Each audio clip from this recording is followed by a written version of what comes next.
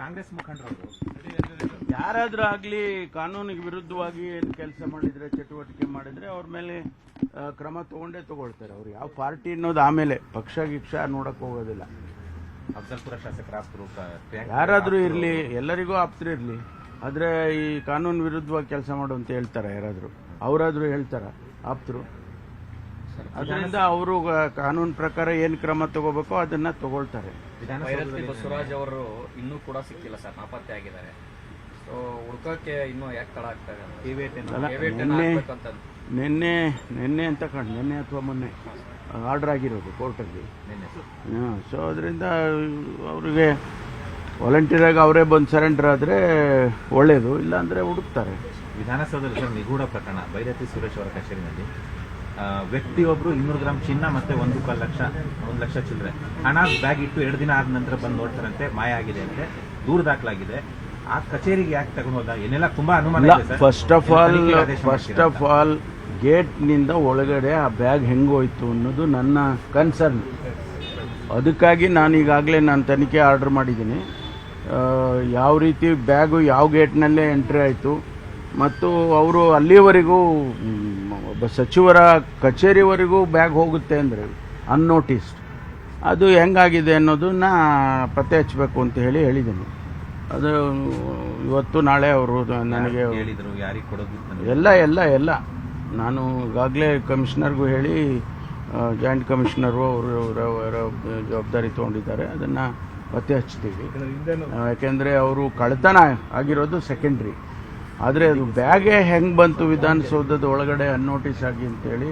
ಈಗ ನಮ್ಮ ಹತ್ರ ಅಲ್ಲೆಲ್ಲ CCTV ಕ್ಯಾಮ್ರಾಸ್ ಎಲ್ಲ ಇದೆ ಅಲ್ವಾ, ಅದರಲ್ಲೇ ಈಗ ಅವನು ಯಾರು ತೊಗೊಂಡೋಗಿದ್ದಾನೆ ಅವನು ಸಿಕ್ಕಿರೋದು, ನವೀನ್ ಅಂತ ಒಬ್ಬ ವ್ಯಕ್ತಿ.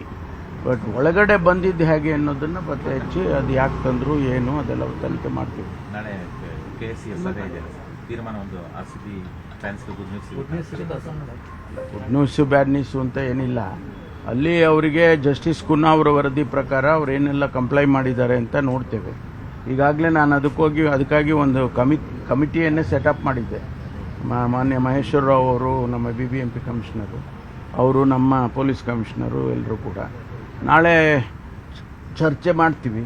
ಅದೆಲ್ಲವನ್ನು ಚರ್ಚೆ ಮಾಡಿ ಒಂದು short term, long term, medium term ಅಂತ ಹೇಳೇನೋ ಮಾಡಿದ್ದಾರೆ.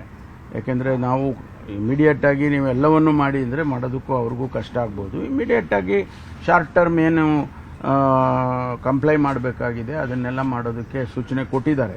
ಅವರು ಎಷ್ಟು ಮಟ್ಟಿಗೆ ಮಾಡಿದ್ದಾರೆ ಅಂತ ಅವರು ವರದಿ ಕೊಡ್ತಾರೆ. ನಮ್ಮವರು ಕೂಡ ಈಗಾಗಲೇ ಹೋಗಿ ಇನ್ಸ್ಪೆಕ್ಷನ್ ಮಾಡಿದ್ದಾರೆ, 2 ಸಾರಿ ಮಾಡಿದ್ದಾರೆ. ಸೊ ಅವರ ವರದಿನೂ ಬರುತ್ತೆ, ಚರ್ಚೆ ಮಾಡ್ತೀವಿ. ಯಾವುದು ಸಮಾಧಾನ ಆದರೆ ಅಲೋ ಮಾಡ್ತೀವಿ, ಇಲ್ಲದೆ ಇದ್ರೆ ಮಾಡಲ್ಲ. ರೀಪೋಸ್ಟಿಂಗ್ ಆಗ್ತಿದ್ದಾರೆ ಸಸ್ಪೆಂಡ್ ಆಗಿದ್ರಲ್ಲ ಅಧಿಕಾರಿಗಳು, ಅವೆಲ್ಲ ಆಗ್ತಾ ಇದೆ, ಅದೆಲ್ಲ ಆಗ್ತಾ ಇದೆ. ಈಗ ನಾರ್ಮಲ್ಲಿಗೆ ಬಂದಿದೆ ಎಲ್ಲ ಇವ್ರನ್ನ ರೀಇನ್ಸ್ಟೇಟ್ ಮಾಡಿ ಅವರಿಗೇನು ಪನಿಷ್ಮೆಂಟು ಮತ್ತೊಂದು ಕೊಡಬೇಕಾಗಿದೆ, ಎನ್ಕ್ವೈರಿಗಳು ಅದೆಲ್ಲ ಕನ್ಫರ್ಮ್ ಆಗುತ್ತೆ. ಆದರೆ ಅವ್ರನ್ನ ಅಷ್ಟು ಜನ ಆಚೆ ಇಟ್ಟು ಸೀನಿಯರ್ ಆಫೀಸರ್ಸನ್ನು ಸಾಧ್ಯ ಇಲ್ಲ ಅಂಥೇಳಿ ಮುಖ್ಯಮಂತ್ರಿಗಳು ರೀಇನ್ಸ್ಟೇಟ್ ಮಾಡಿದ್ದಾರೆ. ಅದ್ರ ಮೇಲೆ ಪೋಸ್ಟಿಂಗ್ಸ್ ಎಲ್ಲ ಕೊಡ್ತಾ ಇದ್ದಾರೆ. 35 ಜನ ಶಾಸಕರು ವಿದೇಶಿ ಟೂರ್ಗೆ ಹೋಗ್ತಾ ಇದ್ದಾರೆ. Thank you. ನಿರ್ಭೀತ, ನಿಷ್ಪಕ್ಷಪಾತ, ವಿಶ್ವಾಸಾರ್ಹ ಸುದ್ದಿಗಳಿಗೆ ಮತ್ತೊಂದು ಹೆಸರಾಗಿರುವಂತ ನ್ಯೂಸ್ 18 ಕನ್ನಡ ಈಗ ಆಪ್ನಲ್ಲೂ ಲಭ್ಯವಿದೆ. ದಯವಿಟ್ಟು ಇಲ್ಲಿರುವ QR ಕೋಡ್ ಅನ್ನ ಸ್ಕ್ಯಾನ್ ಮಾಡಿಕೊಂಡು ಆಪ್ ಅನ್ನ ಡೌನ್ಲೋಡ್ ಮಾಡೋದಕ್ಕೆ ಮರಿಬೇಡಿ. ನಿಮ್ಮ ಬೆಂಬಲ ಹೀಗೆ ಸದಾ ನಮ್ಮೊಂದಿಗಿರಲಿ. ಧನ್ಯವಾದ.